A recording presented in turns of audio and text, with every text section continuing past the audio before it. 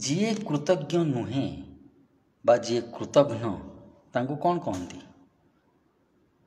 ଅର୍ଦ୍ଧମୃତ କହନ୍ତି। ଖାଇ ପିଇ ତ ସମସ୍ତେ ଅଛନ୍ତି, ମଣିଷ ଜନ୍ମ କ'ଣ ତାହେଲେ? କାହିଁକି? ଗୋଟେ ପଶୁକୁ ଯଦି ଆମେ ଥରେ ଖାଇବାକୁ ଦେଇଥିବା ବର୍ଷ ବର୍ଷ ପରେ ବି ସେ ମନେ ରଖିଥାଏ, ତା'ର ଆକ୍ଟିଭିଟିରୁ ଜଣାପଡ଼େ ସେ କୃତଜ୍ଞ। କିନ୍ତୁ କିଛି ମଣିଷ, ଆପଣଙ୍କ କଥା କହୁନି, କିଛି ବ୍ୟକ୍ତି ଅଛନ୍ତି ଜୀବନରେ ସବୁ ସାହାଯ୍ୟ ପାଇଥିଲେ ବି କୃତଜ୍ଞତା ଜ୍ଞାପନ କରନ୍ତିନି। ସେମାନେ ତ ପିତାମାତାଙ୍କ ପାଖରେ ବି ଋଣୀ ବୋଲି ଜାଣିନାହାନ୍ତି, କି ଜାଣିକି ଅଭିନୟ କରୁଛନ୍ତି। ତାଙ୍କ ଋଣ ଶୁଝି ହେବନି। କୃତଜ୍ଞ ତ ରହିପାରିବା ଆମେ ତ ପ୍ରତ୍ୟକ୍ଷରେ ହେଉ ବା ପରୋକ୍ଷରେ ହେଉ ହଜାର ହଜାର ବ୍ୟକ୍ତିଙ୍କ ପାଖରେ ଆମେ ଋଣୀ। ସଜୀବ ପାଖରେ ଋଣୀ, ନିର୍ଜୀବ ପାଖରେ ଋଣୀ, ବୃକ୍ଷ ପାଖରେ ଋଣୀ, ପ୍ରକୃତି ପାଖରେ ଋଣୀ।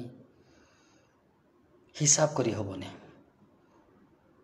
ହଁ, ହିସାବ କରି ହେବନି, ଋଣ ଶୁଝି ହେବନି, କିନ୍ତୁ ଆଉ କ'ଣ କରିହେବ? କୃତଜ୍ଞତା ଜ୍ଞାପନ କରିହେବ। କୃତଜ୍ଞ ରହିପାରିବା ଆମେ। ଯଦି ସେତିକି ବି ଆମେ କରିପାରୁନେ, ତାହେଲେ ଆମେ ନ ମାନିଲେ ବି ଆମେ ଅର୍ଦ୍ଧମୃତ।